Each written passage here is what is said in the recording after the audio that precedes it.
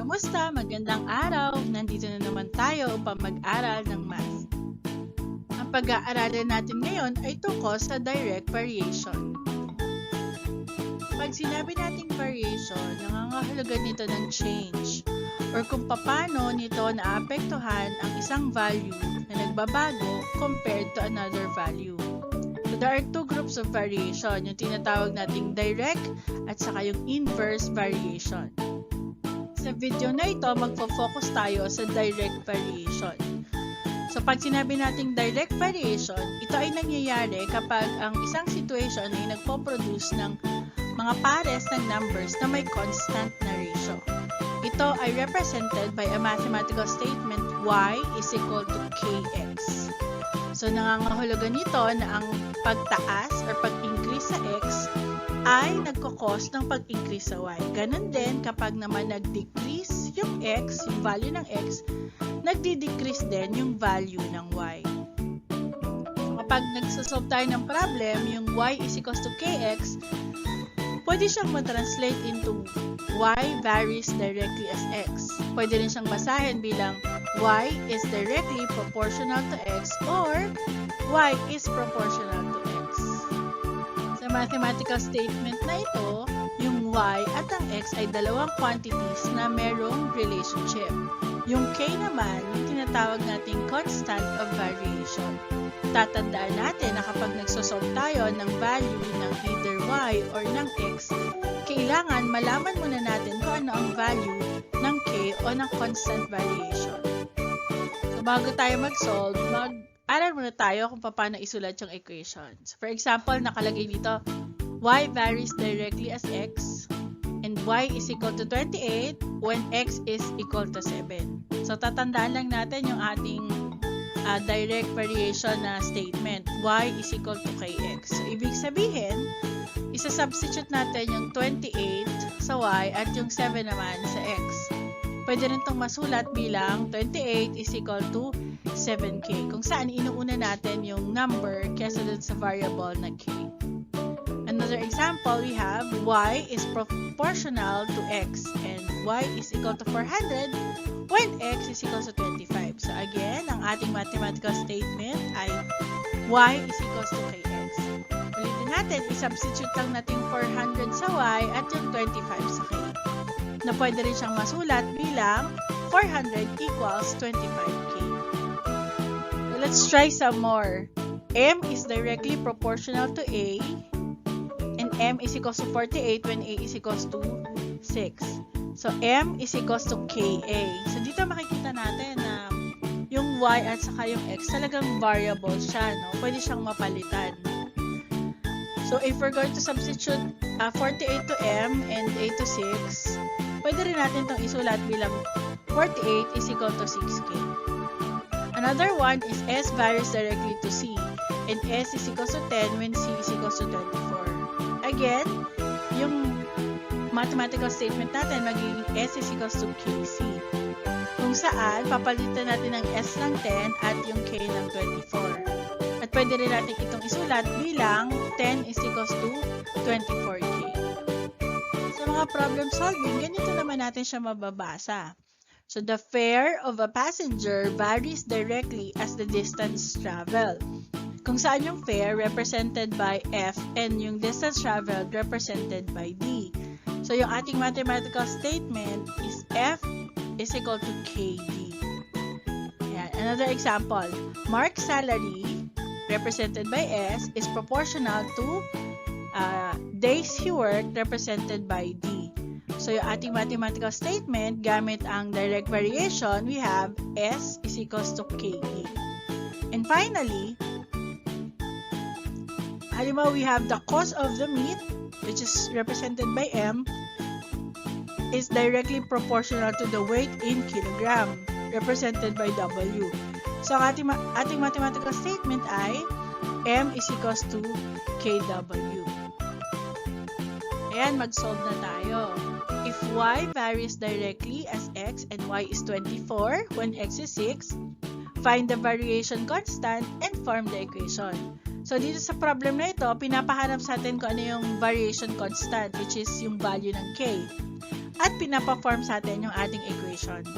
So, syempre, huwag natin kakalimutan yung ating mathematical equation or statement for the direct variation, which is y is equal to kx. So, kung isa-substitute natin yung y sa 24 at yung 6 sa x, so magiging 24 is equals to k times 6, na pwede rin nating isulat bilang 24 is equals to 6k. So, para masolve natin yung variation constant, kasi yun yung hinihingi sa atin, we divide both sides by 6. So, 24 divided by 6 is 4, which is the value of k. 6 divided by 6 kasi is 1. So, ngayon, alam na natin ang value ng k ay 4. So, gagawa na tayo ng ating equation. Ibabase pa rin natin siya dun sa variation equation natin. This time, y is equals to 4x. Kasi alam na natin yung variation constant. So, itong equation na to, magagamit na natin siya sa pagsasolve ng relationship kung saan ang variation constant ay equal sa 4. Mag-solve pa tayo ng isa. If m varies directly as a and m is 45 when a is 9, what is the value of a when m is 30? So, ito, ganun pa rin. Kailangan pa rin unahin nating hanapin yung value ng k. So, magbabase pa rin tayo sa mathematical equation na m varies directly as a. So, m is equals to ka. Kung saan, isa-substitute natin yung value ng 45 at 9, na pwede rin natin isulat bilang 45 is equals to 9k. Now, para mahanap natin yung value ng k, divide both sides by 9. So, 9 divided by 9 is 1. So, k na lang. And 45 divided by 9 is 5. Now, the value of k is 5. Meron na tayong equation, no? So, m is equals to 5a. So, alam kasi na natin yung variation o constant, no? So, pwede na nating i-substitute yung value ng 30 sa m. So, magiging 30 is equals to 5a. At para mahanap natin yung value ng a, which is yung talaga ang pinapahanap sa atin, we divide both sides by 5. So, 5 divided by 5 is 1. So, maiwan na lang yung a doon. And 30 divided by 5 is 6. Now, the value of our a is 6. Finally, let's solve this third problem. Mark used 20 liters of gasoline and traveled 200 kilometers. How many liters will he use on a trip of 700 kilometers? So, dito makikita natin that the 20 liters of gasoline is directly proportional to the distance traveled, which is 200 kilometers.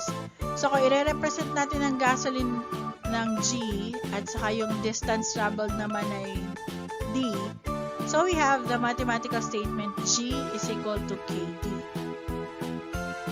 If we're going to find the value of K, kasi yun ang unang step na dapat natin gawin, so we substitute 20 liters sa G and 200 kilometers sa D. Pwede rin natin itong isulat bilang 20 is equals to 200K.